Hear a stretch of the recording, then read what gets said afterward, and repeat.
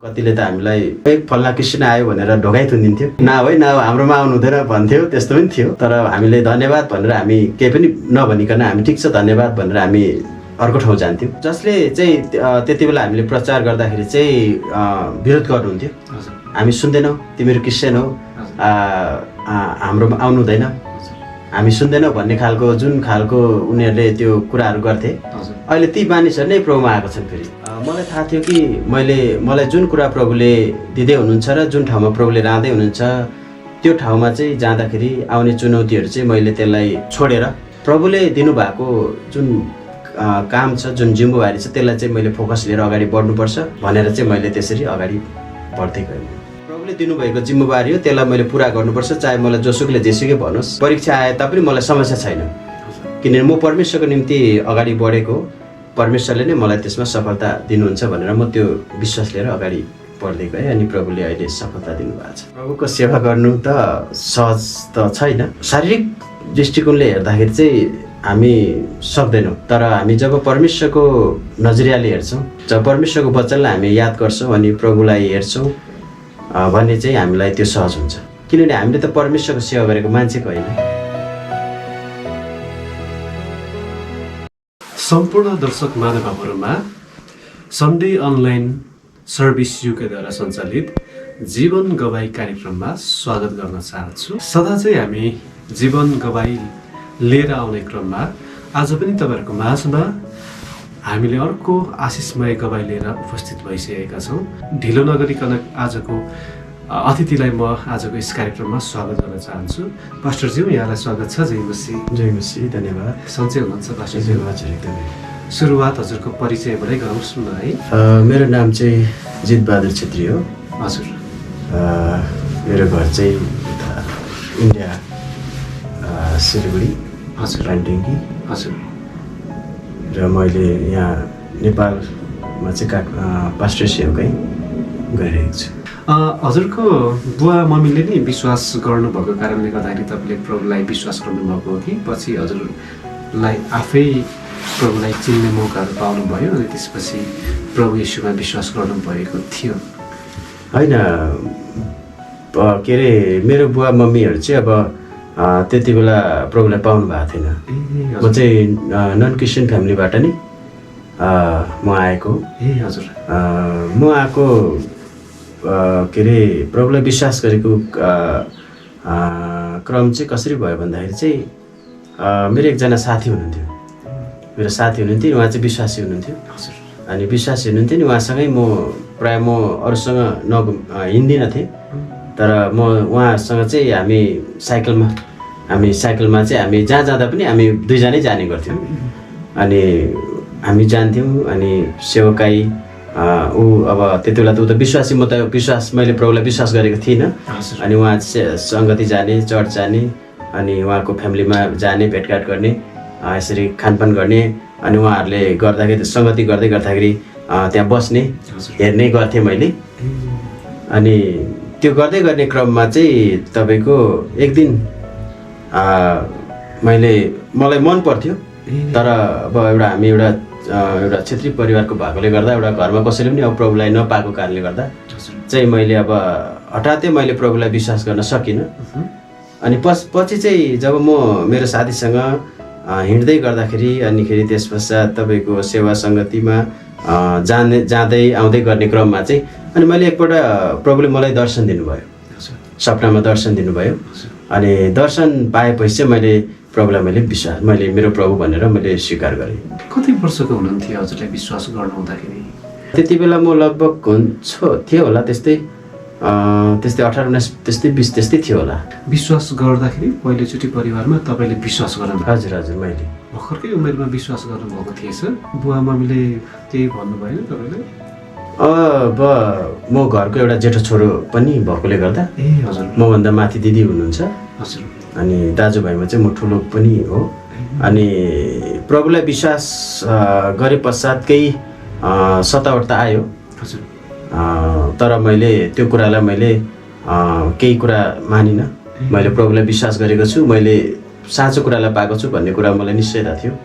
त्यसले गर्दाखेरि मैले त्यो कुरा आए तापनि मैले त्यो कुरालाई चाहिँ त्यो कुराले मलाई प्रभुदेखि अलग गराउन सकेन। तर मैले चाहिँ पछि मेरो परिवारको लागि मैले प्रार्थना गर्नुपर्छ, अनि मैले प्रार्थना गरे पश्चात चाहिँ अनि पछि चाहिँ प्रभुमा सबैजना अहिले हामी फ्यामिली परिवारमै छौँ, प्रभुमै छौँ। आशिषको कुरा। हजुर हजुर सिलिगुडीमै विश्वास पनि हजुर हजुर हजुर हजुर हजुर तपाईँहरू जो चर्च जाँदै गर्नु हुँदाखेरि चाहिँ त्यो समयमा सङ्गतिको माहौलहरू कस्तो थियो होइन? तपाईँलाई जाने इच्छाहरू सङ्गति जाँदै गर्दाखेरि कस्तो अनुभूतिहरू हुन्थ्यो? म त एकदमै खुसी लाग्थ्यो, मलाई एकदमै रहर लाग्थ्यो। हजुर अनि उहाँहरूले विश्वासीहरूले गरेको एक्टिभिटिजहरू अनि उहाँहरूले गरेको त्यो एउटा प्रेम वास्ताहरू एकदमै राम्रो लाग्थ्यो, मलाई मन पर्थ्यो। अनि त्योभन्दा पनि राम्रो चाहिँ मैले मेरो साथी थियो, साथीसँग म घुम्थेँ, अनि त्यसरी गर्दै गर्दै गर्दा चाहिँ मलाई उहाँहरूले प्रभुलाई विश्वास गरे तापनि मैले एउटा प्रभुलाई नपाए तापनि त्यति बेला अनि मलाई चाहिँ उहाँहरूले गरेको कुराहरू अनि प्रभुको कुरा गरेको कुरा चाहिँ एकदम राम्रो मन पर्थ्यो, एकदम राम्रो लाग्थ्यो। तर मैले विश्वास भित्रबाट एकदमै म के अरे इच्छुक त थिएँ, तर फ्यामिलीमा मलाई के भन्छ कि भन्ने हिसाबले चाहिँ मैले हठात चाहिँ मैले मेरो प्रभुलाई चाहिँ एक्सेप्ट गर्न मैले चाहेको थिइनँ। तर परमेश्वरले चाहिँ मलाई त्यो दर्शन पछि चाहिँ मैले प्रभुलाई मैले विश्वास गरेँ। जो साथीसँग तपाईँ त्यसरी क्लोज हुनुहुन्थ्यो अहिले उहाँ चाहिँ कता हुनुहुन्छ? उहाँ उतै इन्डियामै हुनुहुन्छ। हजुर उहाँ पनि सेवाकै गरिराख्नु भएको छ। हजुर एकदमै राम्रो कुरा होइन, सही सङ्गतमा हुनुहुन्थ्यो जसले आज प्रभुलाई चिनाउने एउटा माध्यम पनि प्रभुले गराउनु भयो। हजुर जब हजुर हुर्किँदै जानुभयो पछि अनि सेवाकाई र विभिन्न तालिमहरूमा पनि होइन जोइन भएर अझै ख्रिस्टमा अघि बढ्नुभयो। पछि पास्टरीय सेवाकाई पनि गर्नुपर्छ भन्ने कुरालाई चाहिँ कसरी तपाईँले आफूले महसुस गर्नुभयो? मैले अब यसरी पास्टरीय सेवाकाई नै गर्छु भन्ने त मलाई त्यो विचारै थिएन। हजुर मैले त्यो सोचेको पनि थिएन मैले कि म अब अहिले प्रभुको एउटा दास भएर सेवा गर्छु भनेर मैले त्यो मनमा सोचेको पनि थिएन, विचार पनि गरेको थिइनँ त्यो कुरालाई चाहिँ। तर अब प्रभुले अहिले चाहिँ मलाई जिम्मेवारी दिनुभयो। म चाहिँ उतै मैले प्रभुलाई पाएँ अनि म उतै नै सेवाकाईमा म पास्टरलाई मैले सहयोग गर्थेँ। मलाई पास्टरले जहाँ जानुहुन्थ्यो उहाँले मलाई सँगै लानुहुन्थ्यो, प्रभुमा डोर्याउनुहुन्थ्यो, सिकाउनुहुन्थ्यो प्रभुमा यसरी सेवा गर्नुपर्छ, यसरी गर्नुपर्छ भनेर उहाँ जहाँ जहाँ जानुहुन्थ्यो उहाँले मलाई लानुहुन्थ्यो उहाँ त्यहीँनिर। हामी चाहिँ अब त्यति बेला अहिले पो अब मोटरसाइकलहरू एभाइलेबल छ, साधनहरू एभाइलेबल छ। र त्यति बेला मैले प्रभुलाई पाएको बेलातिर चाहिँ तपाईँको यस्तो मोटरसाइकलहरू त थियो तर नर्मल व्यक्तिले लिन सक्थेन, निम्न वर्गले लिन सक्थेन, त्यस्तै पैसावालाले चाहिँ लिन्थे। मेरो पास्टरकोमा चाहिँ साइकल थियो त्यति बेला। अनि त्यो साइकलमै हामी के गर्थ्यौँ भन्दाखेरि कहिले उहाँले चलाउने कहिले म चलाउने, त्यसरी हामी चाहिँ सेवाकाईमा त्यस्तै गर्दै हामी सेवाकाईमा अगाडि बढ्यौँ। उहाँले मलाई सिकाउनु भयो, सेवाकाईमा डोर्याउनु भयो। सेवाकाईमा डोरिने क्रममा जस एउटा पुख्त सेवक भएर निस्किनु भयो। पास्टरीय सेवाकाईमा आउनुभएको कति साल जस्तो भयो हजुरले पास्टरीय सेवाकाई गर्नु? अहिले मैले पास्टरीय सेवाकाई गरेको चाहिँ लगभग त्यस्तै 5 वर्ष जस्तै भयो होला। 5 वर्ष भइसक्यो है। त्योभन्दा अगाडि जस एउटा अगुवाको रूपमा हजुर डिकनको सेवाकाईमा अभिषेक भएर गरेँ। अनि त्यस पश्चात म एल्डरको रूपमा प्रभुले मलाई राख्नुभयो। अनि त्यस पश्चात म स्टेप हुँदै नै अहिले म प्रभुको एउटा दास भएर सेवाकाई गर्दैछु। हजुरलाई चाहिँ कस्तो लाग्छ? जस्तै अब कोही मान्छेहरू डाइरेक्ट तपाईँको होइन, कोही व्यक्तिहरू सिधै पास्टरमा अभिषेक गर्नुहुन्छ, तर एउटा अगुवा भएर पछि डिकन, त्यसपछि एल्डर, त्यसपछि पास्टर, यो क्रमबद्ध तरिकाले जिम्मेवारी लिँदै प्रभुको सेवा गर्ने कुराहरूमा चाहिँ हजुरलाई चाहिँ कस्तो लाग्छ दुई बिचमा? अब यो त म चाहिँ अब त्यसरी स्टेप हुँदै सेवाकाईमा अगाडि बढेँ। हजुर अब हुन त अब प्रभुले कसलाई कसरी ल्याउनुहुन्छ, कसरी प्रभुले राख्नुहुन्छ भन्ने कुरा त्यो प्रभुको ठाउँमा छ। प्रभुले नै मानिसलाई खटाउने हो, हामीले त केही गर्न सक्दैनौँ। प्रभुले कसलाई कसरी ल्याउनुहुन्छ, कसैलाई प्रभुले तलदेखि नै स्टेप ल्याउनुहुन्छ भने कसैलाई प्रभुले अब डाइरेक्टली नै त्यो ठाउँमा राख्नुहुन्छ। त्यो प्रभुले दिने एउटा त्यो ठाउँ हो। भनेपछि हजुरले यो प्रभुबाटै हजुर हजुर प्रभुको इच्छा अनुसार हजुर हजुर हजुर अलिकति हामी त्यही त मानव दृष्टिले हेर्दाखेरि अलिकति एनालाइसिस गर्दाखेरि जे होस् हामी 1 कक्षा पढेर 2 कक्षा पढ्दै 3 कक्षा पढ्दै गयो भने हामी अझै होइन अझै बुझ्दै जान्दै हुर्किँदै गर्ने क्रमहरू अझै राम्रो हुँदै जान्छ भन्ने तरिकाले नै जे सुरुमा अगुवा डिकन एल्डर होइन त्यसपछि पास्टर हुँदै गयो भने पनि यो कुराले जे होस् हामीलाई अझै सिक्ने प्रक्रिया एउटा राम्रो हुन्छ। स्कुलमा जस्तै हामी अब टिचरले हामीलाई जसरी सिकाउँछ हजुर अनि त्यसरी नै हामी त्यो स्टेप हुँदै जाँदा चाहिँ हामी अझै राम्रोसँग सिक्दै जाने एउटा माध्यम राम्रो हुन्छ मलाई त्यस्तो लाग्छ। सेवाकाई गर्नुहुने क्रममा है तपाईँलाई कस्तो लाग्छ जब जीवनमा चुनौतीहरू आउँछ होइन सङ्घर्षको कुराहरू हुन्छ तपाईँको जीवनमा पनि ठुलो चुनौतीहरू आउँदै गर्दाखेरि तपाईँ के गर्नुहुन्थ्यो पास्टरज्यू? त्यस्तो चुनौतीहरू आए, कतिपय कुराहरू सेवाकाईको क्षेत्रमा आए, तर म एउटै कुरा मेरो निश्चयता के हो भन्दाखेरि चाहिँ मलाई थाहा थियो कि मलाई जुन कुरा प्रभुले दिँदै हुनुहुन्छ र जुन ठाउँमा प्रभुले राँदै हुनुहुन्छ त्यो ठाउँमा चाहिँ जाँदाखेरि आउने चुनौतीहरू चाहिँ मैले त्यसलाई छोडेर प्रभुले दिनुभएको जुन काम छ, जुन जिम्मेवारी छ त्यसलाई चाहिँ मैले फोकस लिएर अगाडि बढ्नुपर्छ भनेर चाहिँ मैले त्यसरी अगाडि बढ्दै गएँ। भनेपछि जब प्रभुमा हामी हेरिन्छ त्यो चुनौतीहरू समस्याहरू सामान्य लाग्छ। सामान्य हजुर, मलाई त्यति त्यो आए तापनि मलाई चाहिँ त्यसलाई मैले त्यो बोझको रूपमा त्यसले मलाई अब रोक्छ ऊ हुन्छ मलाई त्यस्तो फिल गरिनँ मैले। तर अझै म प्रभुमा चाहिँ खुसी भएर कि प्रभुले दिनुभएको जिम्मेवारी हो त्यसलाई मैले पुरा गर्नुपर्छ, चाहे मलाई जोसुकले जेसुकै भनोस्। परीक्षा आए तापनि मलाई समस्या छैन किनभने म परमेश्वरको निम्ति अगाडि बढेको, परमेश्वरले नै मलाई त्यसमा सफलता दिनुहुन्छ भनेर म त्यो विश्वास लिएर अगाडि बढ्दै गएँ अनि प्रभुले अहिले सफलता दिनुभएको छ। प्रभुको राज्यको काम गर्न होइन हजुर प्रभुको सेवाकाई गर्न कतिको सहज रहेछ हजुरको अनुभवमा? प्रभुको सेवा गर्नु त सहज त छैन, शारीरिक दृष्टिकोणले हेर्दाखेरि चाहिँ हामी सक्दैनौँ। तर हामी जब परमेश्वरको नजरियाले हेर्छौँ, जब परमेश्वरको वचनलाई हामी याद गर्छौँ अनि प्रभुलाई हेर्छौँ भने चाहिँ हामीलाई त्यो सहज हुन्छ। किनभने हामीले त परमेश्वरको सेवा गरेको मान्छेको होइन, हजुर प्रभुको सेवा गरेको। किनभने प्रभुको सेवा भनेको त स्वर्ग राज्यको सेवा गरेको हामीले। अनि त्यो गर्दाखेरि चाहिँ चुनौती आउँछ, दुःख कष्ट नि आउँछ, तर त्यसले चाहिँ हामीलाई परमेश्वरदेखि अलग गराउन सक्दैन। सेवाकाई गर्ने क्रममा कुनै बेला हजुरको जीवनमा आर्थिक सङ्कटको कारणले गर्दाखेरि कुनै त्यस्तो गाह्रो परिस्थितिहरू झेल्न परेको अवस्थाहरू थियो कि थिएन होला? मैले जब प्रभुलाई पाएर जब चर्चबाट म प्रचारको निम्ति जाँदाखेरि चाहिँ त्यति बेला चाहिँ हामी कहिले अब भोकै पनि जान्थ्यौँ। अब त्यति बेला हाम्रो पारिवारिक स्थिति त्यस्तो राम्रो पनि थिएन, तर पनि अब प्रभुको निम्ति भनेर म जान्थेँ, मेरो साथी पनि हामी पनि जान्थ्यौँ।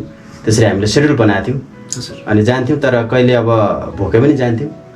तर प्रभुलाई धन्यवाद, प्रभुले जुटाउनुहुन्थ्यो। हामी जुन ठाउँमा जान्थ्यौँ कतिले त हामीलाई फल्ना क्रिस्चियन आयो भनेर ढोकाइ थुनिदिन्थ्यो, न हाम्रोमा आउनु हुँदैन भन्थ्यो, त्यस्तो पनि थियो। तर हामीले धन्यवाद भनेर हामी केही पनि नभनिकन हामी ठिक छ धन्यवाद भनेर हामी अर्को ठाउँ जान्थ्यौँ, अर्को ठाउँमा जान्थ्यौँ। त्यसरी नै कसैले सुन्थ्यो भने कसैले सुन्थेन, त्यो आफ्नो ठाउँमा छ। हाम्रो कर्तव्य भनेको हामी गएर सुनाउने, प्रभुको वचनलाई बताउने, हाम्रो जिम्मेवारीलाई पुरा गर्ने हो। बाँकी प्रभुले काम गर्नुहुन्छ। अनि त्यस्तो क्रममा हामी भोकै पनि गयौँ, प्रभुको निम्ति गऱ्यौँ।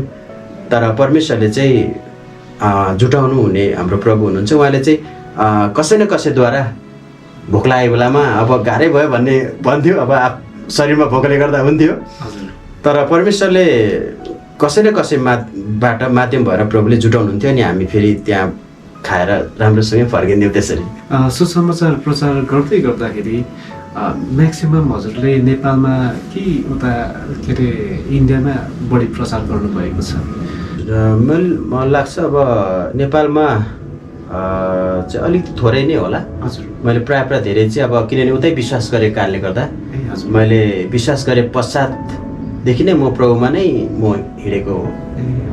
मैले प्रभु काम गर्छु भनेर म अगाडि बढेर म प्रभुकै काममा हिँडेको हो। हजुर भनेपछि इन्डियामै धेरै जस्तो सुसमाचार प्रचारमा हिँड्नु भयो। हजुर जसले चाहिँ त्यति बेला हामीले प्रचार गर्दाखेरि चाहिँ विरोध गर्नुहुन्थ्यो, हामी सुन्दैनौँ, तिमीहरू क्रिस्चियन हो, हाम्रोमा आउनु हुँदैन, हामी सुन्दैनौँ भन्ने खालको जुन खालको उनीहरूले त्यो कुराहरू गर्थे, हजुर अहिले ती मानिसहरू नै प्रभुमा आएको छन् फेरि। आमेन आमेन अहिले जब म जान्छु त्यता हजुर गएर हेर्छु अनि त्यता त्यो कुराहरू मैले सुने अनि एकदमै खुसी लाग्यो। मैले प्रभुलाई धन्यवाद दिएँ कि ओहो त्यो दिन हामीले प्रभुको वचनलाई हामीले छरिरहेका थियौँ, हजुर बिउ छरेका थियौँ, आज प्रभुले त्यो ठाउँबाट काम गर्नुभएको छ।